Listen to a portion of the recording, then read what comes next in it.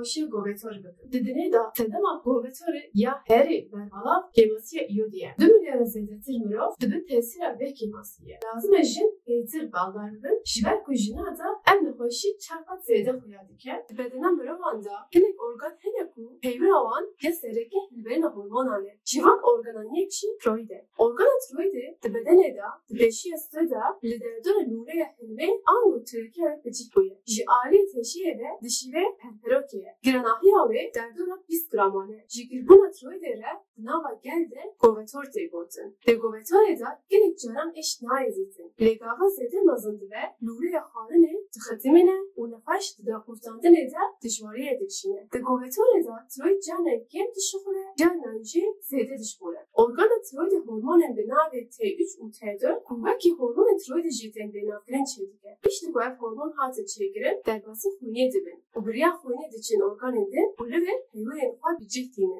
Hormon, dibedene da gelek peyveren radibin, le peyver avanıya her giren, servaskirina metabolizmaya. Najemi bahsin hipertiroidi bakın. Organa tiroidi, canlı jiber sedema hormonan zede çeydike. Znava gelda jiver ravşera dibêjin govetora jehrini. Divan nexweşanda metabolizma bilez dişbûne gelek nîşanan derdikevin bolê nexweşên xwedî hipertiroîdê nîşaneyên wa henin. Wa nîşaneyan yek dil zêde lê dide, xwehdan zêde çêdibe, destên nexweş xwe bi xwe dilerizin, nexweş nerihete. Ji germê aciz dibe, em nexweşên xwedî hipertiroîdê zû hers dibin, divan kesan de çem germ û dere. Di nexweş de emel tê dîtin, her çiqas معده نخوشوگیری بجی جبر کو متابولیزم بلز دشخوله نخوش روش به روش دهله و جار دبه بوین پار زراب دبن دکشن دادوشن نخوش هکه جنک ببه ریکو بیک ناکبین کنجان دهنک نخوشانده گیرک دواری مد نخوشانده گاوه این نشانه هاتن دیتن دوی نخوش جنخوشی تروید بکمیشی که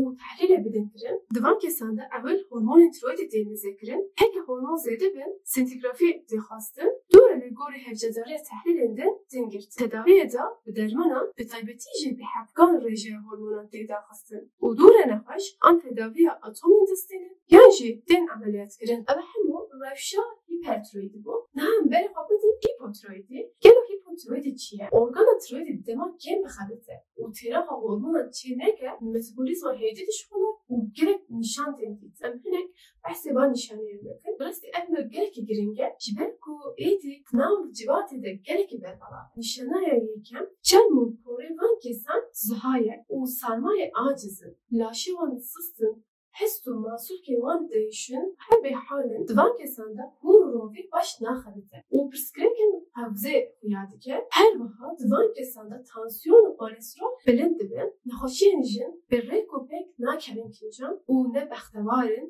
jiyanê tehmîl nas dînin. Birastî min di serî de gotibû ev nexweşî di jinan zêdetir tê dîtin. Jiyana jina pêtir diguherîne.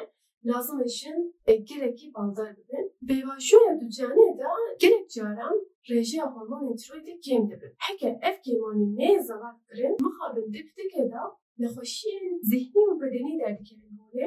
Divan nexweşiyan da divê di xwînê da rêjeya hormonan bêmêzê kirin û bê ultrasonê çawaniya organê xwe nirxandin. Heke di hormonan da kêmanî hebe divê hevkan ji derve bên girtin. Ji birê van tiştan heke di tiroîda nexweş da gire hate dîtin. Hevcire ev gire bê zalat kirin. Ka pençeşêre yan na. Heke encam ne pençeşê be û gire zêde nemezin be û nexweş jî aciz neke nayê emeliyat kirin. Bi tenê tê şopandin. Yani inşallah kesekî nexweşiyekê wisa tune be. Ji ber hindê ez hez dikim ku ev videoya hemû ji bo baldar bike û hişyar bike. Niha jem hatin dimahê em xwe çawa bipayêzin. Xwe parîzina jî govetorê çawa ye em ê behsê wan tiştan bikin. Di serî de min behsê kiribû yod gelek giring e. Yod ji bo çêkirina hormonên tiroîdê elementekî sereke ye. Ji ber ku di bedenê de nayê veşartin divê ji derve bi avê yan jî bi xûrekan bêgirtin di ducaniya da hevcedariya iyotê du car zêde dibe. Bi taybetî jî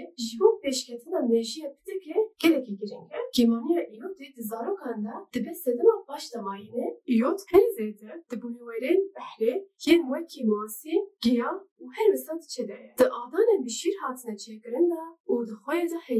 Li welatê me iyot kêm e. Ji ber vê yekî xwe hemû bi tevlîkirina iyotê hatine amade kirin. Videoya me qediya gelekî spas ji bo guhdariya we. Ez dizanim ku hûn vê kedê dibînin ji ber ku معنا بخباتك جالك تشتان بيشه بل از نها تشتان که نابیجم لازم هندیک باخبن جالك بخبتن سرجرا سرجرا